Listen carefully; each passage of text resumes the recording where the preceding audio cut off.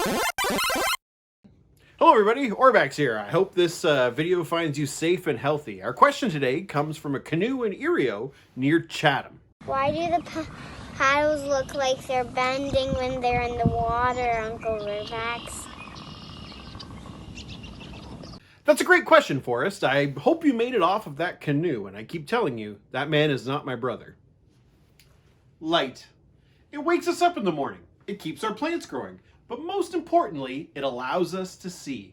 For as much of a constant as light is in our daily lives, it still behaves very peculiar,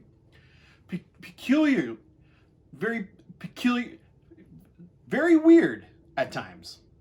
We see an object because light is coming from the object into our eyes. Now, light travels in tiny packets of energy called photons, and whether those photons bounce off of an object or whether they're absorbed and they're re-emitted by that object, either way, those photons continue to travel into your eye, are absorbed, and tell your brain that that object is there. Now, the reason we can see something and we can even reach out and touch it is because not only does light move really fast, but it also moves in a straight line. If it didn't move in a straight line and it bent in the air, then I could actually see something that was hiding right behind me.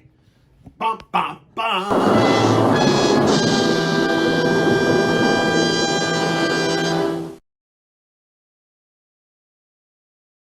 I mean, I think we all know that light travels in a straight line. You're all familiar with lasers. So light travels from an object to our eyes, and light travels in a straight line. So why does the paddle look like it's bent? Well, the only thing that can affect the light that comes from the paddle is the water. We all understand that water is different than air.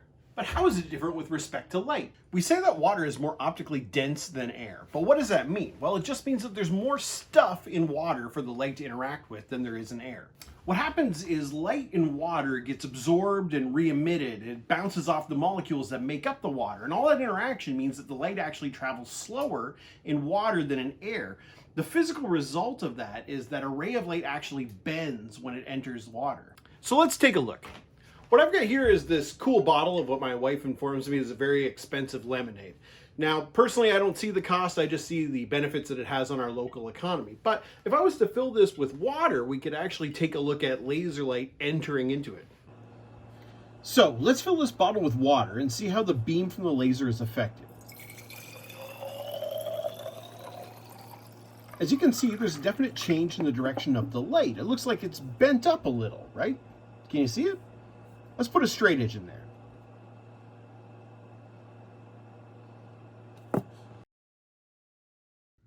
As you can see, the light is bent upwards or towards this line that we call the normal. That's the line that's perpendicular to the interface between the air and the water. This is because the water is optically more dense. If it was in reverse from air to water, it would bend the other way.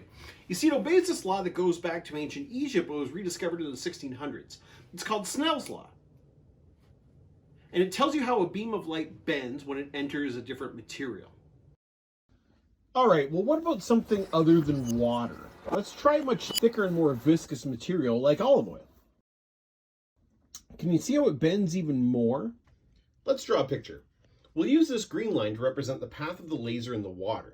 If we now place that on top of the image of the olive oil and draw the new path of the laser in blue, we see that the beam is bent upwards towards this white line that we call the normal.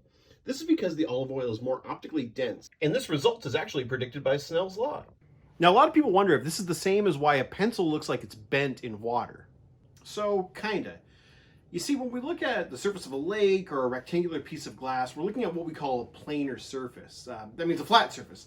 There's one big thing that a planar surface can't do, and that's magnify an object. When we look at a pen in a glass of water, not only does the light bend, but because of the curves of the glass, it actually magnifies the pen, just like a lens would. And the pen not only looks like it's in a different place, but the part of the pen that's underwater actually looks bigger.